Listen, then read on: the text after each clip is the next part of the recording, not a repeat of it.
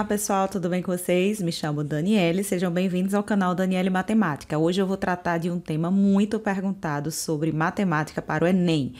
O que mais cai e como estudar? Bom, primeiramente, antes de falar como estudar matemática, eu vou tratar direto ao ponto, né? O que mais cai na prova do Enem? Existem tópicos que todos os anos vão cair e eu fiz alguns gráficos e tabelas para facilitar você na seleção do conteúdo. Quando você tem tempo de estudar, vocês podem tentar estudar todo o conteúdo. No entanto, com pouco tempo para estudar para a prova, nós devemos priorizar alguns conteúdos para que eu possa ter uma pontuação melhor na prova. Então, existem alguns pontos que vocês não devem deixar de estudar, gostando ou não desse tema. Vamos lá? Bom, inicialmente, esse gráfico que eu estou apresentando para vocês são as questões, a média de questões que caíram entre 2010 e 2020. Então, o que vocês podem observar aqui? É que quase 50% da prova, né? Estamos em 40%, mas quase 50% da prova, ela envolve matemática básica. Então, não dá para fazer a prova do Enem sem saber matemática básica.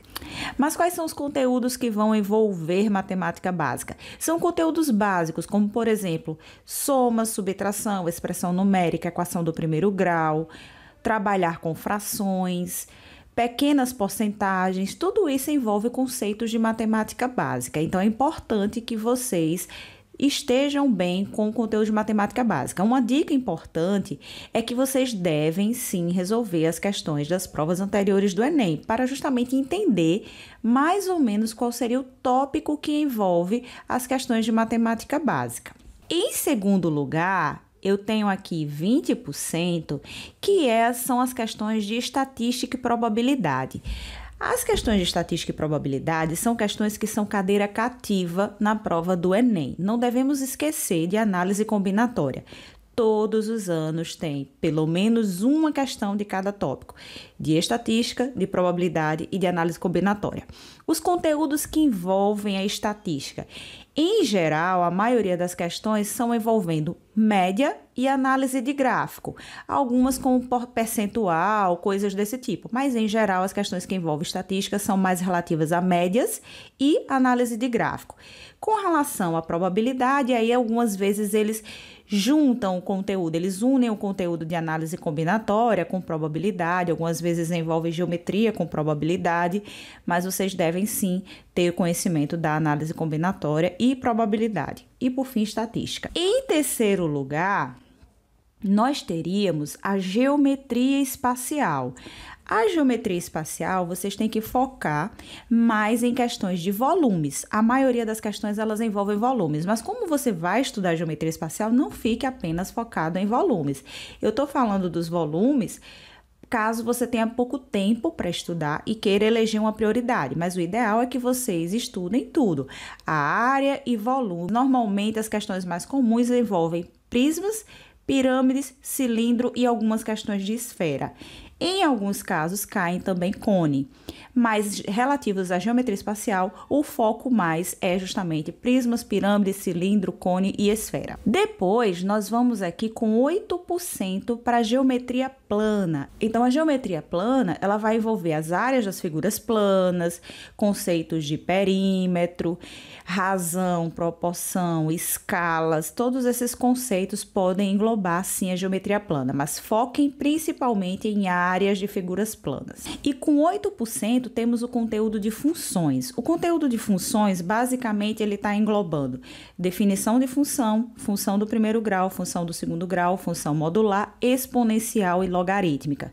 No entanto, vocês devem priorizar as funções de primeiro e segundo grau, apesar do ano passado ter caído questão de logaritmo, mas vocês vão estudar na ordem, né?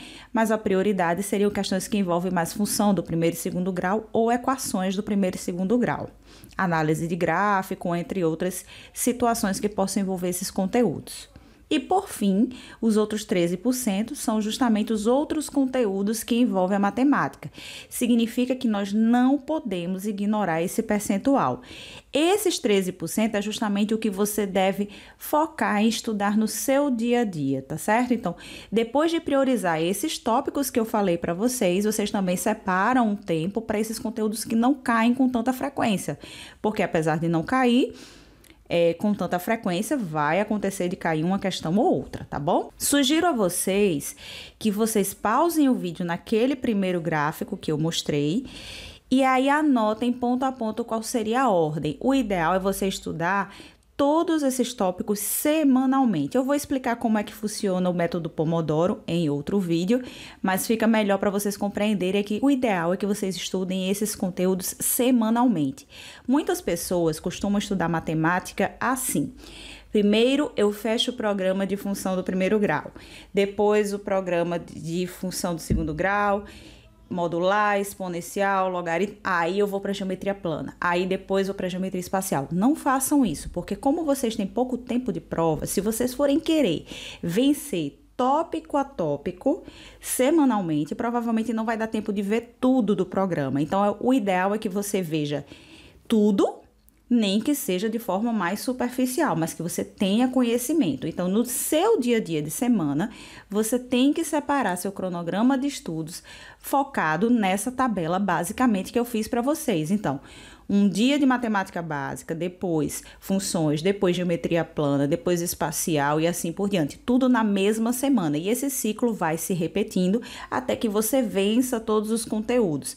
Porque se você for tentar fazer tópico por tópico semanalmente, primeiro, o nosso cérebro vai, com o tempo, esquecer o que a gente não treina. E, em segundo lugar, você não vai conseguir vencer, terminar esse conteúdo, tá bom? Esse outro gráfico, ele é mais completo para vocês, tá certo? Ele tá com tópico a tópico, basicamente. E esse gráfico aqui, ele vai ser justamente para você fazer a divisão do conteúdo dentro dos subtópicos que você escolher.